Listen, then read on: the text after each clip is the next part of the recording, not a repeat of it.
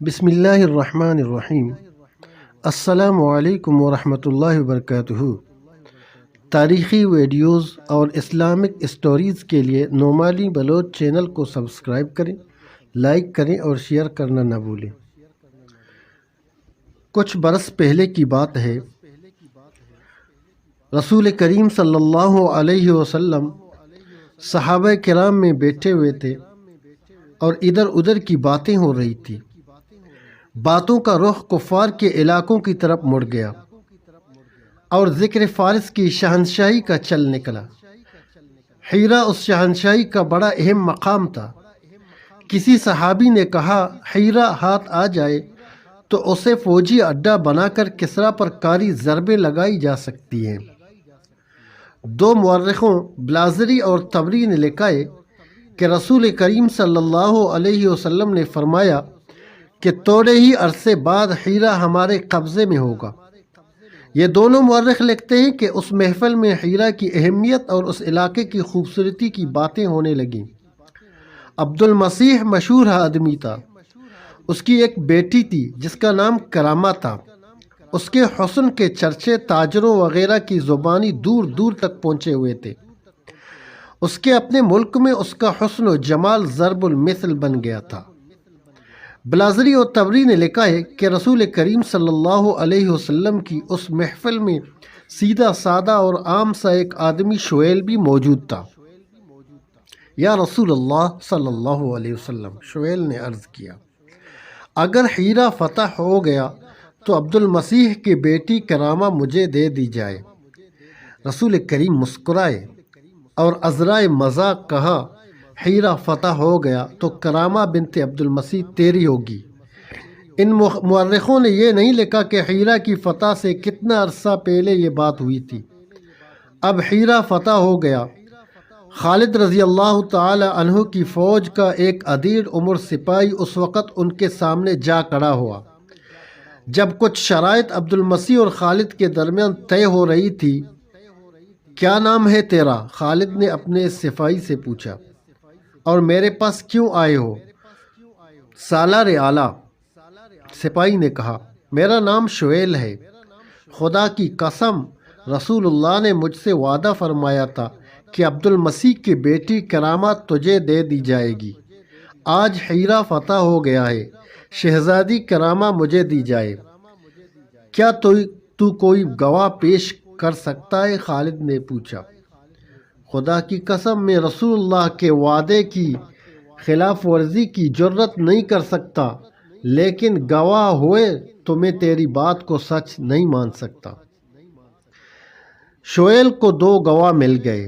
اور حیرہ کی فتح فوج میں موجود تھے۔ انہوں نے تصدیق کی کہ رسول اللہ نے ان کی موجودگی میں شعیل سے یہ وعدہ فرمایا تھا۔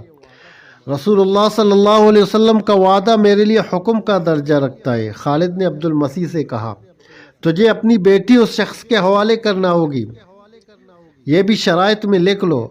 عبد المسیح نے کہا کہ میری بیٹی کرامہ اس سپاہی کو دے دی جائے۔ یہ حکم عبد المسیح کے گھر پہنچا کہ کرامہ مسلمانوں کے سالار اعلیٰ کے پاس آ جائے۔ کرامہ نے پوچھا کہ اسے کیوں بلایا جا رہا ہے۔ اسے بتایا گیا کہ ایک مسلمان سپاہی نے اس کی خواہش کی ہے اور اسے اس سپاہی کے حوالے کیا جائے گا۔ ایسا نہ ہونے دو۔ گھر میں جو ایک محل کی مانند تھا، دوسری عورتوں کا شور اٹھا۔ ایسا نہ ہونے دو۔ شاہی خاندان کی ایک عورت کو ایک سپاہی کے حوالے نہ ہونے دو جو عرب کا وحشی بدو ہے۔ مجھے اس کے پاس لے چلو۔ کرامہ نے کہا، اس مسلمان سپاہی نے میری جوانی کے حسن کی باتیں سنی ہوگی۔ وہ کوئی جاہل اور احمق لگتا ہے۔ اس نے کسی سے یہ نہیں پوچھا ہوگا یہ کب کی بات ہے کہ جب میں جوان ہوا کرتی تھی۔ بلازری تحریر کے مطابق کرامہ کو خالد کے سامنے لے جایا گیا۔ شعیل موجود تھا۔ اس نے ایک ایسی بڑھیا دیکھی جس کے چہرے پر جھریاں تھیں اور بال سفید ہو چکے تھے۔ مورخ طبری نے کرامہ کی عمر 80 سال لکھی ہے۔ اس کے باپ عبد المسیح نے خالد رضی اللہ تعالیٰ عنہ کو اپنی عمر 200 سال بتائی تھی۔ بعض مورخ نے ان عمروں کو تسلیم نہیں کرتے۔ عبد المسیح کی عمر 100 سال سے ذرا ہی زیادہ تھی اور کرامہ کی عمر 60-70 سال کے درمیان تھی۔ بہرحال کرامہ ضعیف العمر تھی۔ شعیل نے اسے دیکھا تو اس کے چہرے پر خوشی کے جو آثار تھے وہ اڑ گئے اور وہ مایوس ہو گیا۔ اچانک اسے ایک خیال آ گیا۔ امیر لشکر، شعیل نے کہا، یہ شرط لکھ لی گئی کہ کرامہ بنت عبد المسیح میری لونڈی ہے، اگر یہ مجھ سے آزادی چاہتی ہے تو مجھے رقم ادا کرے۔ کتنی رقم؟